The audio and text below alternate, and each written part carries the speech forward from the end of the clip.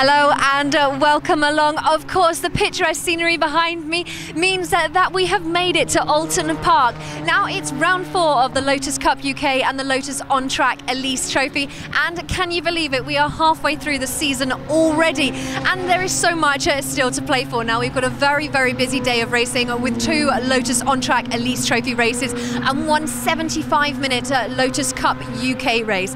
Now as we're halfway through, let's take a look at the championship leaderboard. Currently for the Lotus Cup UK, we've got Adrian Hall is holding up the top position, and in the Lotus On Track Elise Trophy we've got Adam Gore, but it doesn't mean it's going to stay that way. It is certainly all to play for, so let's see what happens in race 1. Thanks very much, Kiri. Well, the Oulton Park International Circuit is the perfect setting to go Lotus racing. It's Fulvio Mussi who takes pole position for race 1 alongside Adam Gore. And it's Jack Goff and Jason Baker. Stefan Donnelly getting quicker and quicker with every round in 5th. Martin Wills should improve up from 18th. Neil Stoddart, a perennial competitor, there in 15th. Absolutely gigantic grid. Surprised to see Mark Yates down in 29th. He should climb up from there.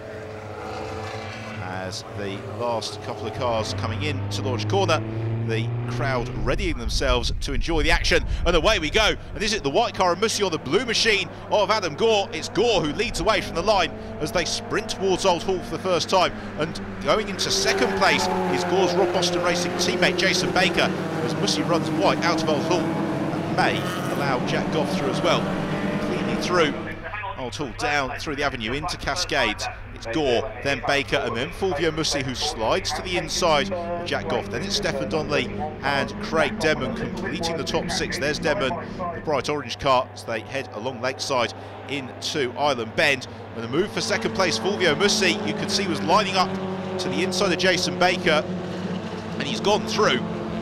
Fulvio Mussi recovering remarkably well from the absolutely terrible getaway that he had as through Shillowell's hairpin and on towards Britain's. This group of Stefan Donnelly's picked up a little bit of a problem there.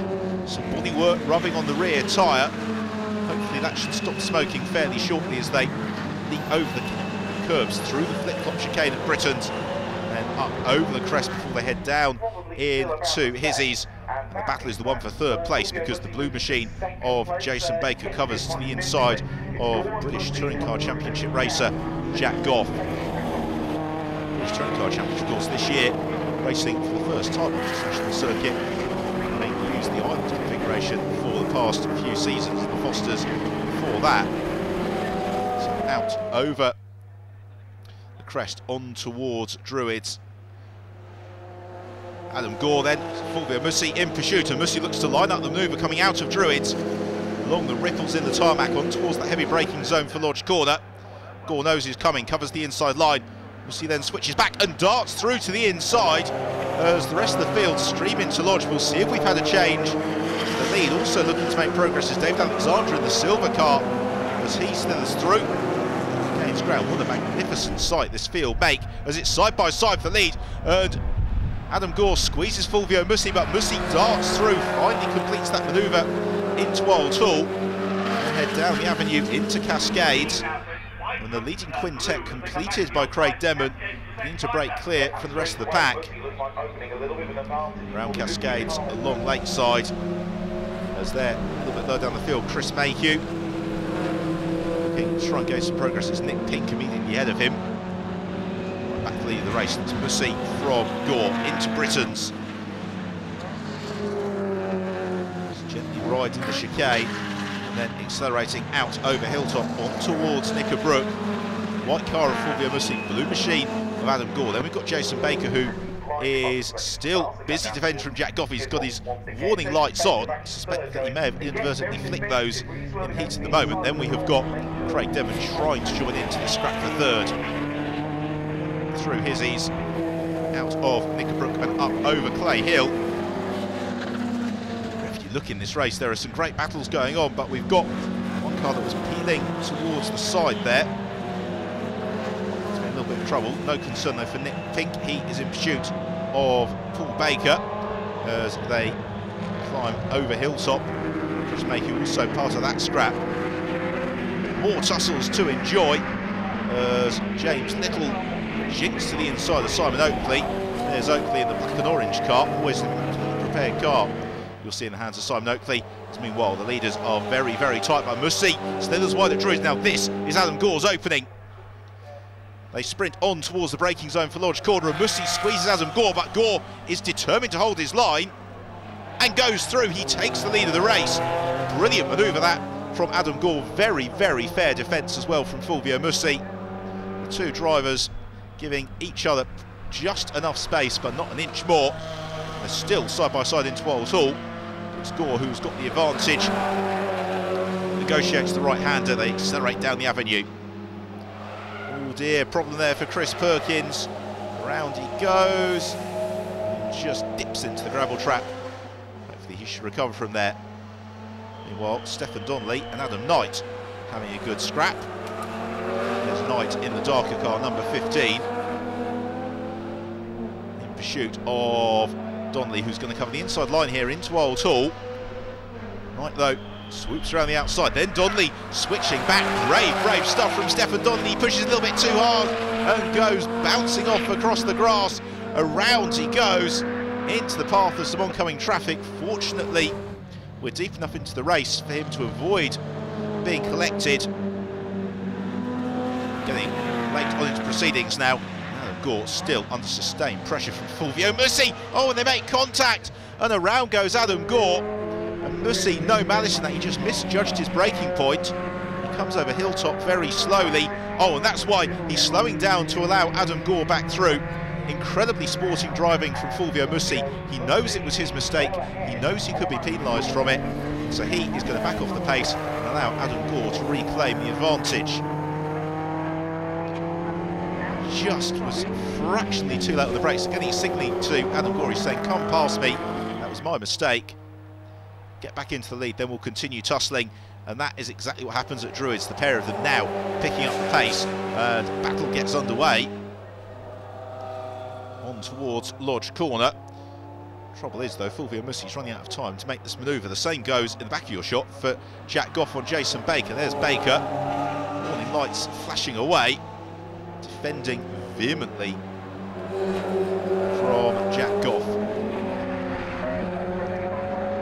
Meanwhile, Richard Hill-Evans in the bright yellow car. He is busy coming under pressure from Seth Walpole.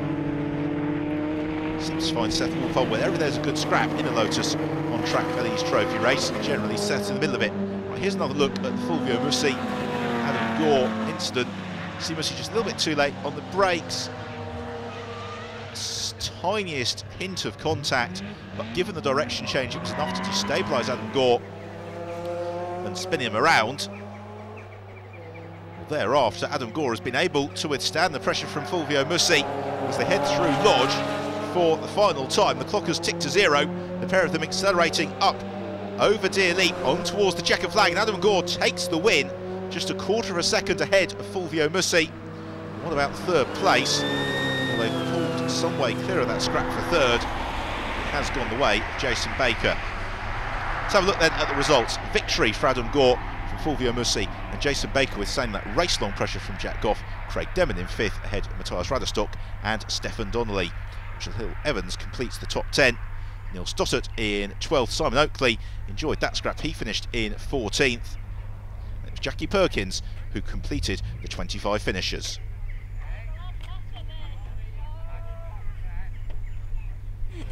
Adam, congratulations, first place, but that was quite a tough battle, wasn't it? Yeah, it was a mega battle.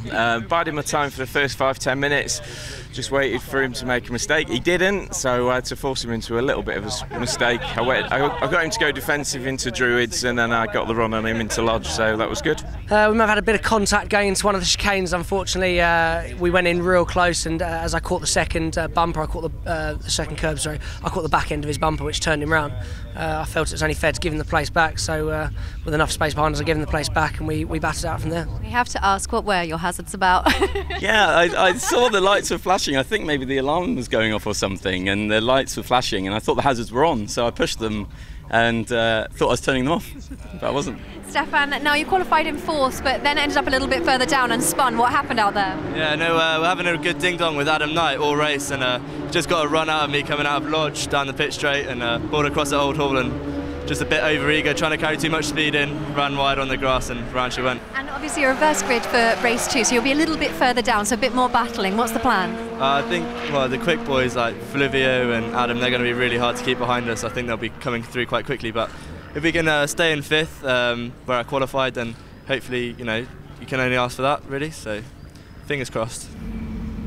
Now we're in the assembly area just before the Lotus Cup UK takes set to the track for the epic 75-minute race. Now we're going to find out how the drivers are feeling ahead of the race. Yeah, I'm a bit nervous actually. I'm going to probably be doing at least sort of 50-55 minutes of it. So stocking up on the water, both drinks bottles are full. I just hope it's going to last me. It is really hot. It's a long old race in this temperature, so I'm just hoping to finish, quite frankly. I know, because we can obviously feel the heat outside, so in the cars you're going to be particularly hot, aren't you? Absolutely. I mean, mine's an open car, but which you'd think would be quite cool, but you still get hot blasted from the radiator, so it is hard work and hot out in that thing. I hope I've got enough stamina to do it. I think I probably will. I'll have to get a nice rhythm and settle down, and then we should be okay. It's really exciting, and me and Adrian, there's virtually nothing between us, and it's going to be close in the race. You know, I imagine we'll be very close the whole way through, hopefully. Are you going to take it steady at the beginning, or how are you finding it? No, I'll never take it steady. It's going to be flat out from the moment it goes green. I'm going. I ain't waiting for nobody, so they all better be on it because I won't be waiting for them. It is the Lotus Cup UK Race 1 and the only race for them of the day. It's 75 minutes. It is certainly going to be epic. Now the first 3 drivers lining up behind are all doing the race solo. So it's going to be hot, it's going to be sticky. I'll hand you over to them for now. Well, it certainly should be a lot of fun. The crowd readying themselves in anticipation of this Lotus Cup UK race. As ever, a full field headed by Adrian Hall. Then it is the artist formerly known as Chris Randall in 2nd place. Then we've got Adam Bailon and Benji Hetherington on row 2. Adam Gore to the fore of the production class, clear of John the Master and Craig Denman. Ryan Savage well up. So Stuart Plotneck always races better than he qualifies. Expect to see him challenging for the podium as the race continues. Steve Train and Tom Chataway right at the back of the pack, as it's the all-white car, Adrian Hall, the white and green car, Fabio Randaccio. As around Lodge Corner, rolling start, of course, of Lotus Cup UK. The race about to get going here. And away we go as they sprint down towards Old Hall for the first time. It's Adrian Hall who's going to turn through, clear of Randaccio. And then it's Benji Hetherington, Adam Bailon side by side, but Benji Hetherington takes the place as they head through the avenue into Cascades. And Randaccio looks to challenge to the inside of Adrian Hall, trying to take the lead of the race away. Can't quite do it. Along Lakeside and on towards Island Bend. Randaccio this time to the outside into Island. Adrian Hall, though, in his early stages, getting the car placed exactly where he needs to. It's a 75-minute race, this. Includes the mandatory pit stop, either for a driver change or for the car to be refuelled and the driver going all the distance too, and a little bit of a break. It's around Shell Oil's hairpin for the first time. They're all cleanly through. Craig Denman and Adam Gore having a good scrap at the front of the production class, because to explain, in Lotus Cup UK, it's really 2 races in one. There are the cars competing for the Supersport Championship and the production cars competing for the Production Championship. It's Marcus Jewell just looking to the inside of Adam Knight. They're trying to sneak through, couldn't quite do it, as they can get on the power out of Hizzies through Knickerbrook up over Clay Hill. The leading trio being joined then by Benji Hetherington, making it a 3-way tussle for the lead. The 2 predominantly white cars, then the bright yellow car out of Druids Corner on towards Lodge. And the problem for Benji Hetherington, who just was joined the battle for the lead of the race, you can see he slows and has pulled right over to the side of the circuit. Great pity there, because Benji and Freddie Hetherington, such a quick combination, the brothers, as it's side by side for the lead. Adrian Hall covering the inside line into Old Hall Corner. Fabio Randaccio therefore looks to the outside. Can't quite find the opening as Lotus Europa. And Bailon next along in the bright yellow Exige V6 Cup R. Swooping out of Cascades along Lakeside once more. Randaccio pushing very, very hard. In the midst of the production battle there is Matthias Raderstop. He's just trying to build a bit of a buffer over Jason Baker behind him. Race leaders though beginning to gap the rest of the field. But what a scrap we've got for 4th. because Adam Knight is being caught by Marcus Jewell and a recovering Benji Hetherington. But Marcus Jewell should go through here to fourth. Benji Hetherington also sneaks through, snatches fifth in the blink of an eye. Adam Knight loses 2 places. It may become more because he has got a sprightly looking David Harvey on his tail. As Benji Hetherington now tries to work around the outside of Marcus Jewell as they climb up over Clay Hill on towards Druids. Jewell though's got his nose in front. Hetherington's got the inside line, and that is what takes precedence. Benji Hetherington moves up into 4th position. Meanwhile, in the production championship, it's John the Master just ahead of Adam Gore. The pair of them having a nice scrap, staying in touch with some of the slower Supersport cars as well. The pair of them out of Britain's up over Hilltop on towards Hizzies. Chasing down the number 13 car of Matt Bartlett. So he's going to be doing the whole distance single-handedly, as will Adam Gore in that bright blue number 9 machine. John the Master will switch over to Craig Debber mid-race as the pair of them climb up over Clay Hill. Gore looking to the inside. That will become the outside for Druids. Such a tricky corner, Druids, by the way, because the camber just falls away from the drivers on the exit. And it means that all the traction that they thought they had on turn-in, they suddenly don't have when they come out of the turn. And it gets very tricky. So the Master defends. Gore then switches back to the inside Ludge corner. And Adam Gore should go through here and take the lead in the production class. He does just that. Very nicely judged manoeuvre from Adam Gore. Saw a gap and went for it. While into the pits with some trouble. That is Andrew Wright. The expression suggests that it's broke. He doesn't know quite what it is. As we've got now Benji Hetherington coming back to this scrap ahead of the field and a switch to the lead. Fabio Randaccio clear of Adrian Hall. Another problem for Benji Hetherington. I think it could well be gear selection for him because it's coming out of the corner when you'd expect the car to start pulling and accelerating. It just doesn't do it quickly enough. I wonder whether or not he will be back into the pits in fairly short order. Meantime, Phil Capstick head of Matt Bartlett, the pair of them having a nice scrap, as are David Harvey and Simon Deacon. Harvey, 340R, Deacon, the remaining champion, just ahead of him. Then we've got Ken Savage next along. And yes, it would appear as if the day is done for Benji and Freddie Hetherington. The car in the pits, the door open, and no driver to be seen. Certainly the day is far from done for Fabio Randaccio and Adrian Hall, the pair of them continuing apace at the head of the field. Smart drive from both of them as well. They're not overusing the curbs at Britain. They're making sure that their equipment is going to hang together for the full 75-minute duration here. On the brakes then into Hizzies. At the moment, the task for Randaccio is just beginning to build that buffer over Adrian Hall, but Hall, like Randaccio, remarkably consistent throughout the entirety of the race. Here is Ryan Savage, meanwhile. He is ahead of Matthias Radisok, battled right towards the forefront of the production championship. So slowing there is Adam Baylon, and Baylon may well be bailing out. He goes straight on through Hizzies, and that to me suggests that that is a car that is heading back towards the garages. Limping on his way, Simon Deacon and David Harvey continue their scrap. Deacon has found a way past Harvey now.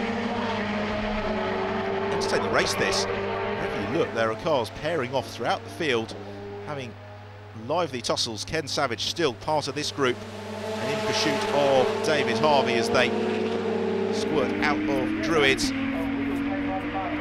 Adam Baylon, who is not Kimi Raikkonen, despite what the car says, clambers out, and that is smoking away. Didn't even make it as far as the pits. He's come to halt over at Hizzies. His day is done. Meanwhile, Fabio Randaccio in the process of lapping the Marcus Miller Philip Britton car and makes contact with it at Island Bend, and the pair of them rotating around. Randaccio will be absolutely furious. That has cost him the chance to lead the race. I'm not sure whether he was just unsighted on the Exige V6 Cup R to the inside of him, but an unusual incident. They didn't appear to give each other enough space. Fortunately, both able to recover. Randaccio to the loss of considerable time and track position. So have another look at it. The orange car appears to be well out of the way. Swooping through is Fabio Randaccio, and he just doesn't quite give enough space. There's a little bit of contact. Around they both go. Fortunately, neither car entering into the retaining walls. Halfway through the race, and it's mid-race pit stop time as Adam Gore comes in from the lead of the Production Championship. There is Rob Boston, the team principal, signalling Gore to a halt. Meanwhile, out front, Adrian Hall in full command of proceedings. He is doing his utmost to take advantage of that spin from Fabio Randaccio to Rob clear. Here comes Randaccio. To a halt. As a problem for David Harvey as well in the 340R, and that is a great shame because David, having one of his strongest performances of the season to date. As we head past that mid-race point, attrition starting to become a little bit of a factor here, particularly on such a hot day as well. Risk of the cars overheating. And Harvey is falling off to the side of the road as Adam Knight continues on his way. And Adam now in a shout, possibly of getting himself up the overall race podium by the time we hit the checkered flag. Here comes the race leader into the pits, Adrian Hall. This is going to be unhurried pit stop for the Maidstone Sports Cars back driver. Adam Gore, having been through the pits, has emerged well in front in the Production Championship runners. And I suspect that he, barring mechanical misfortune, should go all the way to the flag. Also in is Adam Knight. Pit stop ticked away agonisingly slowly. It's getting very busy as Knight waits for the signal to rejoin the race. He eases on his way now, goes back out into the action. So rejoining is Simon Deacon, reigning champion Deacon. He's always a factor late on in the race, as is this man, Stuart Plotnet, who drives with such metronomic consistency. You just always know he's going to be in the hunt as the race unfolds. So Adrian Hall puts a lap on the car that's second in the production class. That is the John LeMaster Craig Denman machine. Adrian Hall controlling the race exactly as he'd like to. He's got the best part of a 25-second advantage over Fabio Randaccio. Randaccio, well, that is going to open up even more. Heads down through the pits for a drive-through penalty. And now that is a huge ask of Randaccio to try and close down that gap to Adrian Hall between now and the checkered flag. This is the third place car, Marcus Jewell. Marcus running in splendid isolation, but an experienced driver. And when that 211 runs well, he is always in contention for the rostrum. But again, he has got a reasonable deficit over Fabio Randaccio to try and make up as the race unfolds. Oh, and a huge accident for the Marcus Miller Philip Britton car. Big impact as the car bursts into flame on landing. Let's hope the driver, yes, and that's what you want to see, the driver gets out of the car. The safety car has been prompted, but we've only got about 15 minutes left on the race clock, and that is an awful lot of damage for the marshals to deal with. Here's another look at it. The car launched into the air after making contact with the tyre wall, and then burst into flame. Shows just how strong they build the cars. The driver is out, a little bit winded, but otherwise unharmed. As yes, the red flag does come out, and the race is brought to a halt. We're well over half race distance. That means we'll go back a lap to give Adrian Hall the win. Helped a little bit by some of the misfortune for Fabio Randaccio, but nonetheless, he'll be overjoyed with that. So look then at the results, with victory for Adrian Hall, second place Fabio Randaccio, and third for Marcus Jewell. Adam Gore wins the production class in ninth, ahead of John LeMaster and Craig Denman. The third of the production class runners is the Anthony Dunn Stuart Ratcliffe car, and that's just clear of Jason Baker and Ryan Savage. Adrian, congratulations, that was a fantastic drive. Yeah, thanks very much. It was hard work out there. I mean, the heat and that in the car was unbelievable, but we just kept going, and there's a lot of accidents, a lot of people having trouble, but we just kept going, being consistent. We had a little bit of trouble halfway through. They thought the car was on fire, but it was just an oil pipe. So we sorted that out, and it was all right, and we just had to bring it home. The red flags were brought out at the end, which was a bit of a shame. I'd like to have seen the checkered flag, but you know, that's the way it goes sometimes. But good win, glad for the car, good for the team, most sports cars, yeah, brilliant. Quite good to get to the end of it in second place. It's pretty good going. It is, and it remains just the best championship around, I think. I mean, me and Adrian, we were probably a tenth of a second apart, if that. We've been like that all year, so a little bit of luck hopefully for us towards the end of the year, but it really is great racing. Marcus, congratulations, third overall, first in class, pretty good going. Yeah, good going. No pace in the car today. We thought the 211 should be quick around here, so we need to do some work to stay with Adrian and Randy. But no, it was a good race. Drive shaft went in the end, so I'm glad it ended because I would have got caught. But yeah, I enjoyed it, and another class win, more points. So it was a good day. Start was good. Everything to plan. Followed behind the car that was in lead for a couple of laps, and then got past him and made a break. So thanks to Rob Boston Racing and Find Me a Gift. And you're clearly on a little bit of a marathon mission at the moment because you're back in the car for the Lotus On Track Elite Trophy later as well, are you? Yes, I am. I love it. I'm a glutton for punishment. So on a nice hot day, it's good.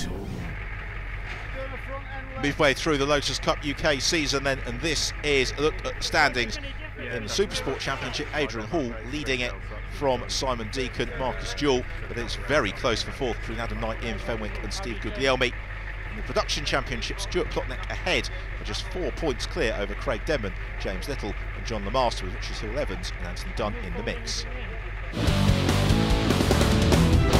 Now the wind's picking up for race 2 of the Lotus On Track Elite Trophy, so I hope that it'll be a little bit cooler out there. Of course, it's the reverse grid, so Ryan Savage is sitting on pole and Adam Gore is in for the marathon. He's back on the grid, he is in 9th, but I'm pretty sure he's going to work his way through the grid pretty quickly. So for the last time today, let's see the action. Reverse grid race always makes things entertaining, and this then is how they line up, with Ryan Savage and Adam Knight sharing the front row from David Stead and Matthias Raderstock. So Adam Gore a long way back in 9th. Stefan Donnelly showed great pace in race 1. He lines up in 6th, just behind Craig Denman, who has won in this class many times before. Real strength in depth of the field. The crowd should be entertained, and away we go. This is a good start from the bright yellow car of Ryan Savage. The black car of Adam Knight draws alongside them, though, as the pair of them head into Oulton for the first time.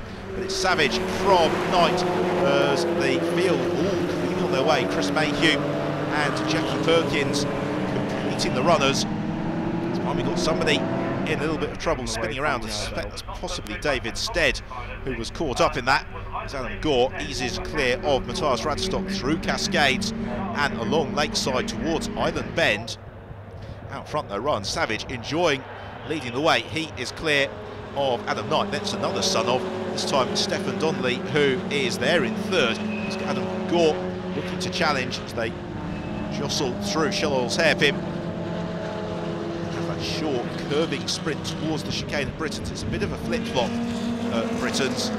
Jason Baker, and then get back to Chris Perkins. He's got Neil Stottert and John Davison in the bright green car just in behind him. The field, except for that rotating moment for David Stead, all present and correct as Ryan Savage, showing he knows a thing or two about defensive driving, keeping Adam Knight behind him. As Stefan Donnelly looks to the inside of Knight, almost runs out of room. The door shut very late, and that is going to give Adam Gore surely the opportunity to challenge as they exit Nickerbrook. Can't quite do it to the inside, but maybe over Clay Hill. It's the metallic blue car of Adam Gore who looks to the inside of Stefan Donnelly and goes ahead. So up into 3rd place for Adam Gore. Stefan Donnelly slips to 4th as Ryan Savage maintains his efforts in keeping Adam Knight behind him. This has been a good first lap from Ryan Savage, but you wonder just how long he can keep up this sort of defensive driving, because he's got the massed ranks of the pack behind, all looking to gain position. As Adam Gore challenges the outside of Knight and goes through, gains the place. Now it's 3 wide coming up over Dearly, and Ryan Savage surely going to be demoted here as the pair of them drive into Motul. Adam Knight to the 4, but he spins wide, and Adam Knight ploughs into the tyre wall. He just got a couple of tyres out over the curbs. Adam Gore, therefore, goes into lead from Stefan Donnelly. Ryan Savage slips down to 4th. And Adam Knight, it was a tiny mistake, and the consequences were absolutely catastrophic. Let's hope he's okay. Matthias Raderstock, as a result of that, trying to close up to this leading trio in 4th. To Shell Oil's hairpin is Adam Gore from Stefan Donnelly. Then Ryan Savage, the bright yellow car. Matthias Raderstock next along from Jason Baker and James Little. over the curbs at Britain's once more, over Hilltop. And for safety reasons, these chicanes were put in place at Oulton Park, firstly in the 1980s, then the Knickerbrook chicane back in 1990. For the 1992 season, following spate of accidents in 1991, it does disrupt the flow a little bit along this second phase of the circuit. Instead, it's all about the exit speed from the chicanes, which is what Ryan Savage has got here on Stefan Donnelly, as he looks to challenge up over Clay Hill on towards Druids. Such an enjoyable sequence of turns for the drivers, because you arrive at Druids at really very, very high velocity. It's a quick corner, Druids, double apex right-hander, then the road falls away on the exit, and you get plunged downhill towards Lodge. They're going to have to back off. The safety car is out, and that is why, because it's checkmate for Knight. Let's have another look then. Adam Knight takes the lead away from Adam Gore into Motul. Then he just runs out wide over the grass crete, and it fires the car to the right. Very heavy frontal impact into the tyre wall. Glad that Adam Knight is okay. As you can see, his car, and thus his wallet, rather less so. We go green once more. The recovery job is complete. Already Adam Gore looks to make good his escape. He brings Stefan Donnelly with him for company. Ryan Savage slipping into the clutches of Jason Baker as they swoop down through the avenue into Cascades. Matthias Raderstock and James Little also doing a good job as well to stay in the mix. You've got Seth Walpole in just behind them. It's a third place car, Ryan Savage. He only started his car racing career at the very tail end of 2013. Ryan, he's a very keen cyclist away from the circuit, but he's made a little bit of a mistake there at Shell Oil's hairpin, and that's going to give Jason Baker the opportunity to squeeze through. He just ran out wide to the very top of the hairpin. The car broke traction, he lost momentum. Jason Baker says thank you very much, darts through, gains the place, and now what sort of response has Savage got to offer up? Moment, not too much. Adam Gore though still clear of Stefan Donnelly. Then it is Baker from Savage. Matthias Raderstock in 5th. Seems to have the pace to stay with this leading group when they squabble with each other. Doesn't quite have the pace to get onto terms with them. He has got a sufficient buffer at the moment from James Little. Another look at the moment from Ryan Savage. Very lucky actually not to skate out to the top of the corner, clatter into the tyre wall. Jason Baker carrying more momentum, needed no second invitation to pounce. So Gore out front, commandingly so. Stefan Donnelly has got Jason Baker coming up into terms with him, and Baker looking to challenge Donnelly.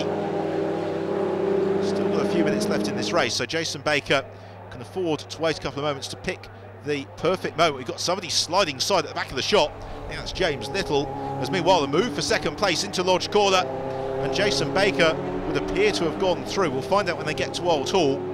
It was James Little, there he is in the red and white car, about to be demoted by Chris Perkins as he recovers momentum after going sideways at Druids. Here we see it. You hear the gravel track before you see the car.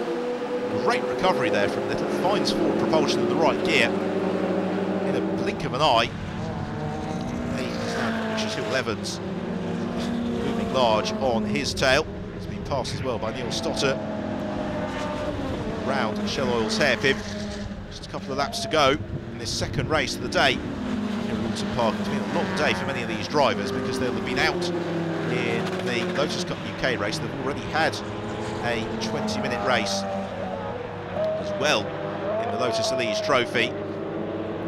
Sultry June day though. This is perfect weather for going motor racing. It is hot work in these covered cars. As the group, Richard Evans continuing up behind Tim on the brakes. They're fighting over 8th, 9th, 10th and 11th place.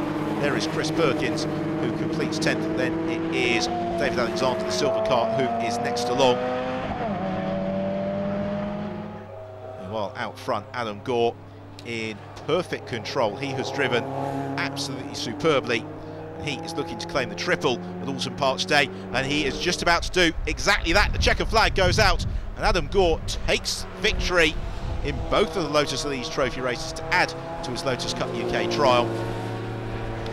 Does so emphatically from Jason Baker and Stefan Donnelly. The fight though for 7th place It's going to go all the way to the wire. Phil Stoddart, though, should hold on and does just that, with then James Little and Richard Hill-Evans following through. Warren Baker, though, celebrating. Marquee day for Rob Boston Racing. So look at the results. Adam Gore wins it, Jason Baker second. A very fine podium for Stefan Donnelly, ahead of Ryan Savage and Matthias Raderstock. David Alexander finishing just outside the top 10, ahead of Simon Oakley and Steve Edwards. Nicholas Pink recovering well up to 17th place, and it's David Stead who completes the field just behind Jackie Perkins and Chris Mayhew.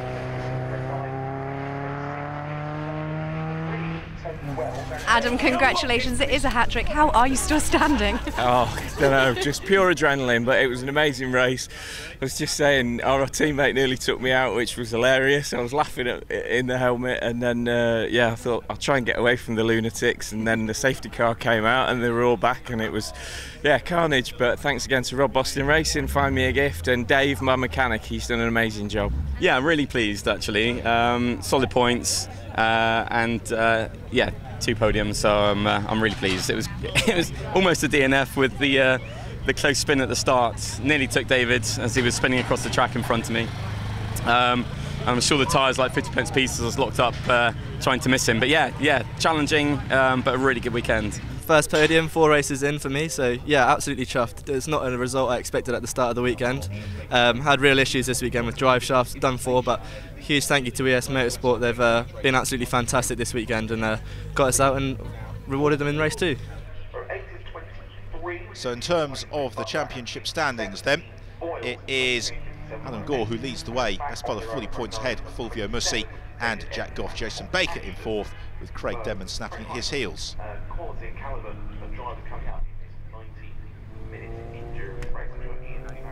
That's what you'd say perfect timing, because as we finish our day here at Oulton Park, the black clouds have come over. But of course, that's not it from us. We're now over to Zandvoort to see the action of the Lotus Cup Europe.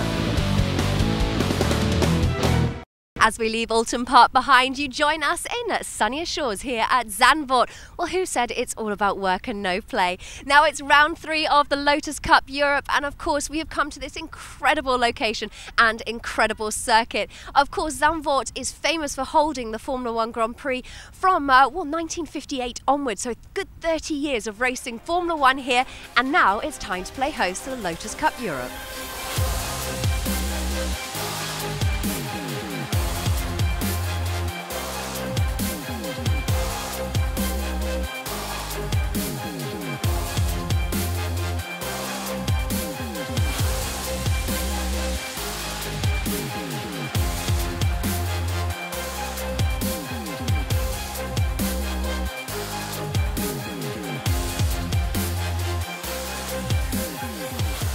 As the cars line up behind us, of course, it's the start of race 1. Just under 3 miles this circuit, some elevation and some really tricky corners. It's certainly going to be an exciting race.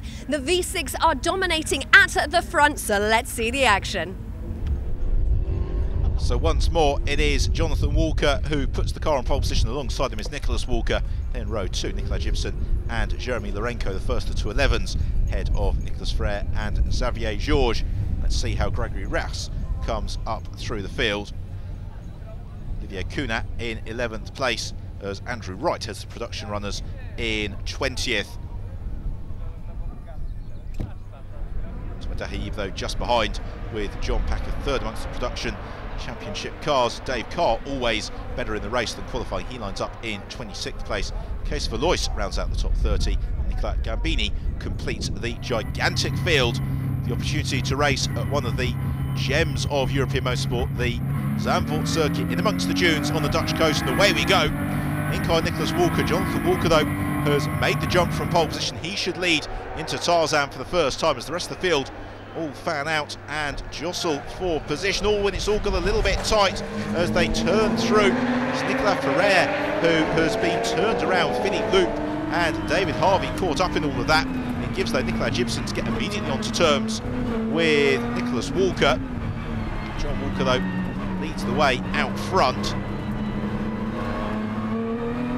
Just fingertips on the wheel. We have another look at the start. In car with Philippe Loup. See Ibsen looking to challenge the inside of Walker, and then around we go. Nicolas Ferrer. It's 1 or 2 bumps, fortunately none of them too heavy. Taking a trip through the gravel trap then was Sven Pettersson, in car with Gregory Rass, who sees the gap, makes contact, pushes them out of the way.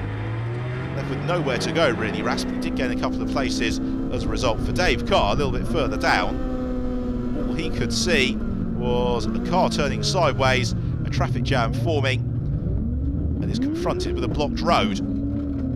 She somehow negotiates, rejoins the fray, but not how he would have wanted his race to start. Well, Nicolas Gibson, running car with, still looking to challenge, and goes through past Nicholas Walker, jinks to the inside. It's chicane, lovely metallic silver livery there in Ibsen's car. They have got Jeremy Lorenko, 2:11 just behind them. So now Ibsen sets off in pursuit of the race leader. John Walker here is the production leader. That is Andrew Wright. He's got Thomas Dehayib just in behind him, as Gregory Rass now begins to make his moves in the Evora. First of all to the inside of Nicholas Walker. His next target will be Nicolas Gibson. Nicholas Walker rather shuffled down here. He's gone from 2nd to 4th in the opening exchanges. It's Nathalie Gelou-Crachet. The bright pink 2:11 heads the next gaggle of cars. She has got Christophe Laroche and the recovering David Harvey just in behind her. As John Walker accelerates down the start and finish straight and acknowledges the checker flag, celebrates the win. So victory for Jonathan Walker, 2nd place just for Nicolas Gibson, from Gregory Rass in 3rd, and then Nicholas Walker slipping off the podium. So look at the results then. John Walker wins it, Ibsen in 2nd, although Gregory Rass fractions of a second behind him at the flag. It's Walker in 4th, Jeremy Lorenko, Xavier Georges, Anthony Fournier. Andrew Wright heading the production class, finishing in 17th, ahead of Thomas Dehayib, who was pressurising Andrew for most of the race. They're split by Benoit Roger. And then John Packer, the 3rd of the production runners, in 23rd. Dave Carr finishing in 25th despite that delay at the first corner. Jean-Baptiste Loop completing the field. Jonathan, congratulations, in the lead from start to finish. How was it out there? It was a good race. I wasn't pulling away from anyone. You could see a straightaway of lead, and I couldn't extend it, and I had to work hard to keep it there. So it was a pretty tough race, I've got to say. Nikolai, congratulations, 2nd place after the first race. How was it out there? Very hot, yeah, because I was a bit too far away from John. I couldn't catch him, but I had the 3rd place Gregory and Nick Walker right behind me all the way. So I really had to look in the rear mirrors. Now a slightly different position for race 2, and they're in a slightly different position as well because they've switched from left to right. It's a standing start for race 2, and let's hope they get a better start than last time, because turn 1 seemed to cause a lot of problems. So let me jump out the way and you watch the action. So standing start for race 2, and as the red lights came on, Rass's revs rise, short hold, away they went, with the exception of Jeremy Lorenko, who was left stranded on his grid slot, while Pulse's Jonathan Walker converted into the early advantage from Nicholas Walker. And then it was Nicolas Ferrer turning through in 3rd, ahead of Nicolas Gibson. Jean-Pierre Gelou-Crachet, David Harvey running side by side through Tarzan first time around. In car for the start then with Jeremy Lorenko. Far from enjoyable, everybody else disappears. He remains where he is, counts himself very lucky in fact not to have been collected as he finally makes his getaway in the midst of the production runners. Nicolas Gibson pressurised Nicolas Ferrer, race long for the honour to take the final spot on the rostrum. A pair of the lines separated by just 7/10 of a second. Try as he did, Ibsen could not make the move stick on Ferrer. Ferrer in turn making up for the disappointment of that race 1, turn 1 rotation. As ever, the production cars provided great entertainment. Once more, it was the bright yellow car of Andrew Wright, ahead of Thomas Dehayib. This time round, the result was slightly different. Dehayib able to find a way past Wright. The same could not be said for Nicolas Gibson, who over the 21 minutes became very, very familiar with the rear spoiler. Nicolas Frere's car. Something he didn't become familiar with was Frere's car disappearing in his rear-view mirror. So this was the move for the lead in the production race. Dahib to the outside of Andrew Wright. Tarzan, a little bit like Mario Andretti on James Hunt in the 1977 Dutch Grand Prix. With much the same result, the car to the outside gaining the place. Jonathan Walker, though, was largely untroubled out front.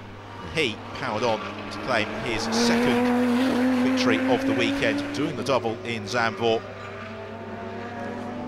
Dahib trying to ease clear of Andrew Wright at the latter stage of the race. So it's the win for Jonathan Walker, second place this time around to Nicholas Walker and Nicolas Ferrer, completing the rostrum despite all that pressure from Nicolas Gibson. So look then at the results, with Walker's looking at the top two positions. John from Nicolas Ferrer in third, Ibsen in fourth, and Jeremy Lorenko in fifth, despite that nightmare at the start. So Dahib victorious in the production class, 16th ahead of Andrew Wright. John Packer once more completing the production rostrum. Kai Kederholm down in 21st place ahead of Yves Couraman. Dave Carr, one place better this time round in 25th, ahead of Christopher Lois and Nicolas Gambini. In terms of the overall championship, it couldn't be much closer. John Walker and Xavier Georges tied at the top. Andrew Wright just 5 points behind. Jeremy Lorenko a further 5 back from there. The top 5 separated by 15 points. It's going to be a brilliant run into the season. Well, from start to finish, it's been an absolutely glorious weekend here at Zandvoort. Of course, Jonathan Walker going from strength to strength in the championship, and Nicholas Walker proving that he has still got some racing in him. So until next time, round 4, we will see you then.